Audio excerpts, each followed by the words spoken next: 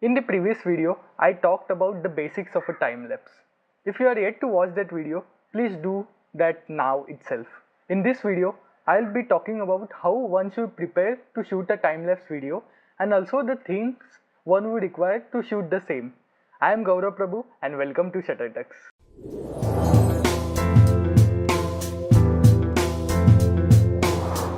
A time lapse video is basically a sequence of still images played back to back. Just assume the normal video which we see in our daily lives comprises of 24 frames per second, that is 24 still photographs in a single second of a video. So when you shoot a time lapse, you need to have a fair idea as to how long you want the time lapse to be. So let's assume you are going to shoot a time lapse for 10 seconds. So in that case, you need to have 240 still images. You may ask how I landed up on that number. It's very easy. For a second, you require 24 still images. So 24 frames per second, or rather 24 still images into the length of the timelapse video. In this case, we want our time lapse to be 10 seconds. So 24 into 10, that will give you 240. And that's how you arrive at the number of the frames you need to shoot to make a time-lapse video. Now we know how many frames we have to shoot, or rather still images.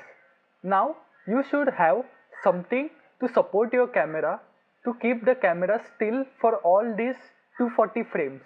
I would recommend a good tripod, and of course the camera's battery should be charged so that it doesn't dies off in the middle of the sequence. So get a good tripod, or if you don't have a tripod at your disposal, keep the camera on a solid surface where it won't move. Now that we know we have to shoot 240 frames and our camera is already on a tripod, the next thing is to decide on the time gap between the individual shots. Yes, this time gap is a very crucial thing when shooting time-lapse video. These time gaps need not to be too long or too short. It all depends on what subject you are shooting in your time-lapse video.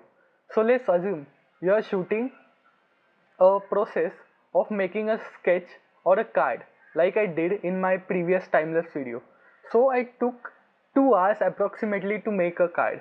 In that case, I gave the time-lapse gap or the interval between each shots to be around 10 to 15 seconds, and I varied it as per my preference.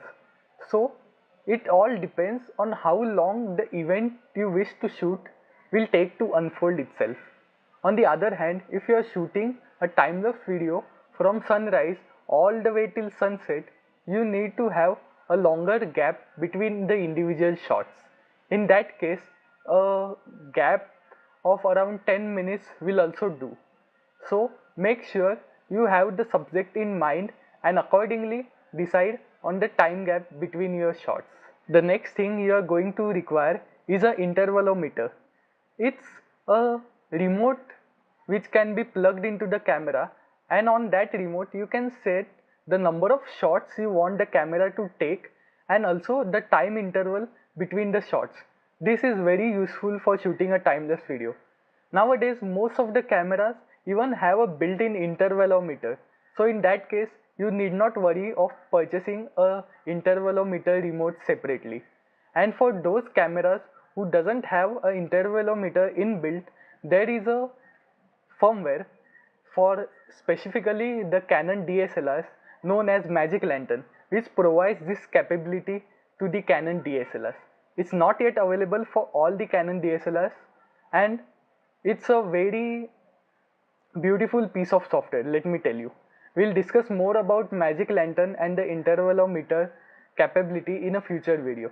But for now, you will require an intervalometer to time your shots and to make this process more automated than you having to sit beside your camera and clicking each shot manually after the time gap.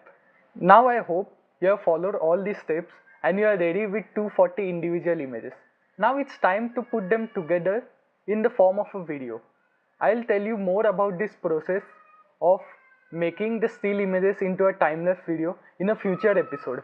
For now, just make sure you have all those images with you, and Before I close in, let me summarize all which I talked about.